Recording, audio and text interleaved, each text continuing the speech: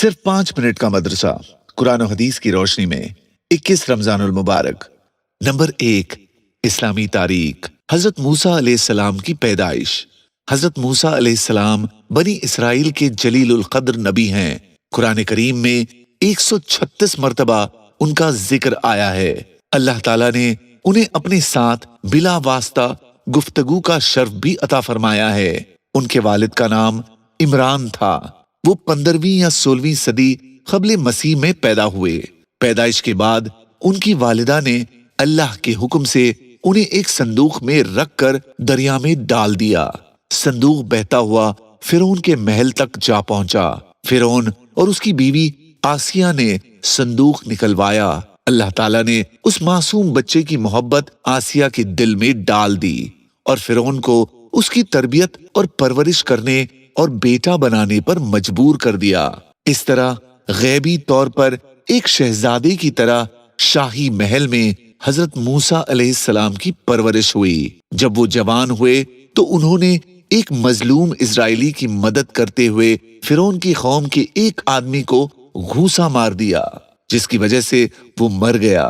حضرت موسیٰ علیہ السلام اپنی جان کے خوف سے مصر چھوڑ کر مدین چلے گئے اور وہاں حضرت شعیب علیہ السلام سے ملاقات ہوئی تو انہوں نے حضرت موسیٰ علیہ السلام کی امانت داری کو دیکھ کر اپنی بیٹی صفورہ سے نکاح کر دیا۔ جب وہ اپنے اہل خانہ کو لے کر مدین سے مصر روانہ ہوئے تو راستے میں اللہ تعالیٰ نے کوہ طور پر نبوت سے سرفراز فرمایا۔ پھر مصر پہنچ کر وہ بنی اسرائیل کی اصلاح اور فرعون کو دعوت حق دینے میں مشغول ہو گئے۔ نمبر 2، اللہ کی قدرت۔ گرمی اور سردی، موسم کے مختلف حالات اور ان میں اللہ کی قدرت کا مظاہرہ اللہ تعالیٰ کی عظمت اور حکمت کی ایک زندہ مثال ہے۔ دنیا کے مختلف علاقوں میں مختلف قسم کے موسم پائے جاتے ہیں اور ان سب میں اللہ کی تخلیقی قدرت، حکمت اور رحمت واضح طور پر نظر آتی ہے۔ اللہ تعالیٰ نے زمین پر مختلف موسم بنائے ہیں جن میں گرمی اور سردی شامل ہے۔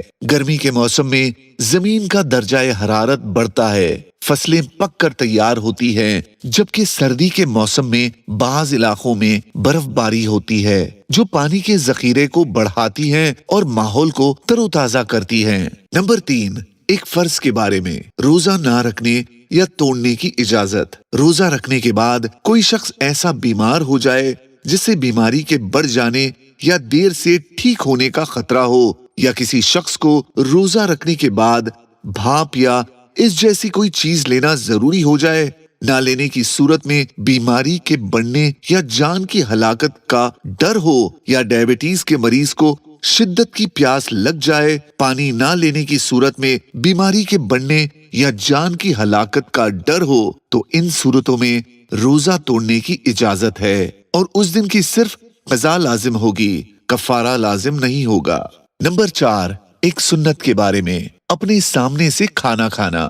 حضرت عمر بن ابی سلمہ رضی اللہ عنہما نے فرمایا، ایک دن میں نے رسول اللہ صلی اللہ علیہ وسلم کے ساتھ کھانا کھایا۔ میں تھالی کے ارد گرد سے کھانا کھانے لگا تو آپ صلی اللہ علیہ وسلم نے مجھ سے فرمایا، اپنے سامنے سے کھاؤ۔ نوٹ: اگر ایک ساتھ ایک ہی قسم کا کھانا کئی آدمی کھائیں تو ہر ایک اپنے اپنے سامنے سے کھائے، یہ سنت ہے۔ نمبر 5، ایک اہم عمل کی فضیلت، حافظ قرآن کا مرتبہ۔ رسول اللہ صلی اللہ علیہ وسلم نے فرمایا، میری امت کے عزت والے لوگ وہ ہیں جو قرآن کے حافظ اور تہجد گزار ہیں۔ نمبر 6، ایک گناہ کے بارے میں، 3 ناپسندیدہ باتیں۔ رسول اللہ صلی اللہ علیہ وسلم نے فرمایا، اللہ تعالیٰ کو 3 باتیں ناپسند ہیں۔ 1، فضول باتیں۔ 2، روپیہ پیسہ برباد کرنا۔ 3، بلا ضرورت کثرت سے لوگوں سے مانگنا۔ نمبر 7، دنیا کے بارے میں، روزانہ قرآن پڑھا کرو۔ رسول اللہ صلی اللہ علیہ وسلم نے فرمایا، قرآن پڑھا کرو کیونکہ قرآن قیامت کے روز اپنے پڑھنے والوں کی شفاعت کرے گا۔ نمبر 8، آخرت کے بارے میں، وقت سے برکت ختم ہو جائے گی۔ رسول اللہ صلی اللہ علیہ وسلم نے فرمایا، قیامت اس وقت تک قائم نہیں ہوگی جب تک کہ وقت جلدی جلدی نہ گزرنے لگے۔ 1 سال एक महीने के बराबर होगा, एक महीना एक हफ्ते के बराबर होगा, एक हफ्ता एक दिन के बराबर होगा, एक दिन एक घड़ी के बराबर होगा और एक घड़ी ऐसे गुजर जाएगी जिस तरह आग का शोला भड़क कर सेकंड्स में खत्म हो जाता है।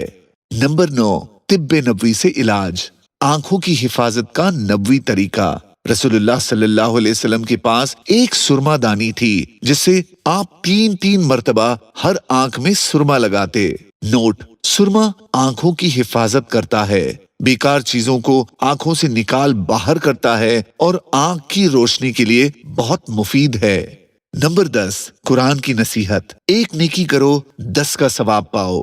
कुरान में अल्लाह ताला फरमाता है, जो शख्स कोई नेकी लेकर आएगा तो उसके लिए उस जैसी 10 नेकियों का सवाब है। जज़ाकल्लाह।